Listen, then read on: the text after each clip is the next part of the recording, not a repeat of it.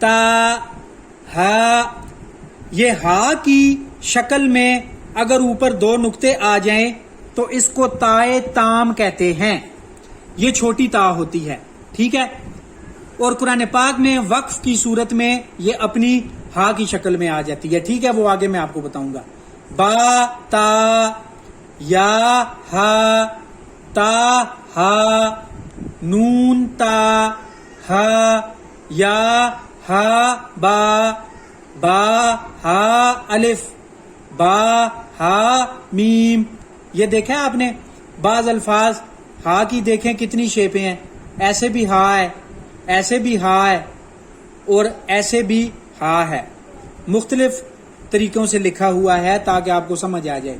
دال ذال جیم دال خا ذال را زا جیم را خا زا را زا یا را تا زا سین شین سین لام شین لام صاد ضاد طا ظا صاد با طا با ضاد الف غا الف عین غین حمزہ عین زا غین را صاد عین ضاد غین با عین دال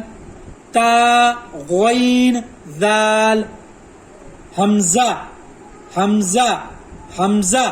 یہ جو ابھی میں نے آپ کو پچھلے پارٹ میں میں نے آپ کو سمجھایا ہے کہ کوئی بھی حرکت آ جائے اور حمزہ الف یا واو یا یا کے اوپر حمزہ ہو اور ساتھ حرکت ہو تو وہ حمزہ ہی پڑھیں گے, دوسرے لفظوں کو نہیں پڑھیں گے. ٹھیک ہے جی. فا قاف واو قاف واو فا واو فا قاف لام قاف فا لام یا فا میم میم دونوں طرح سے میم ہے. ہا میم لام میم تا میم تا میم تا.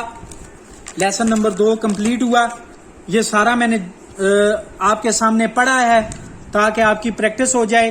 آپ دیکھ سکتے ہیں کہ جو الفاظ موٹے ہیں میں نے ان کو موٹا پڑھا, جو سیٹی والے ہیں ان کو سیٹی کے ساتھ پڑھا, جو نرم حروف ہیں ان کو نرم پڑھا, جو حلق سے سینے کی طرف سے ادا ہوتے ہیں میں نے ان کو ویسے پڑھا, جو حلق کے درمیانے حصے سے ادا ہوتے ہیں میں نے ان کو ایسے پڑھا, جو حلق کے شروع والے حصے سے ادا ہوتے ہیں میں نے ان کو ویسے پڑھا.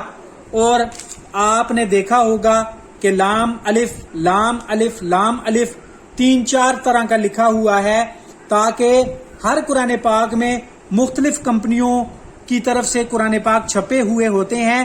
مختلف کمپنیوں نے اپنے اپنے طریقے سے الفاظ کو خوبصورتی کے ساتھ لکھا ہوا ہوتا ہے.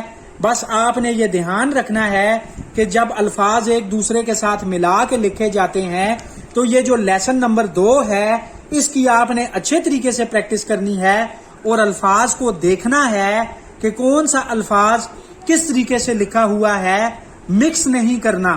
ٹھیک ہے. تو یہ تختی آپ غور سے سنیں گے آپ کو سمجھ آ جائے گی, آپ کی ادائیگی بھی ٹھیک ہو جائے گی اور آپ کو الفاظ کی پہچان بھی ہو جائے گی. جزاک اللہ.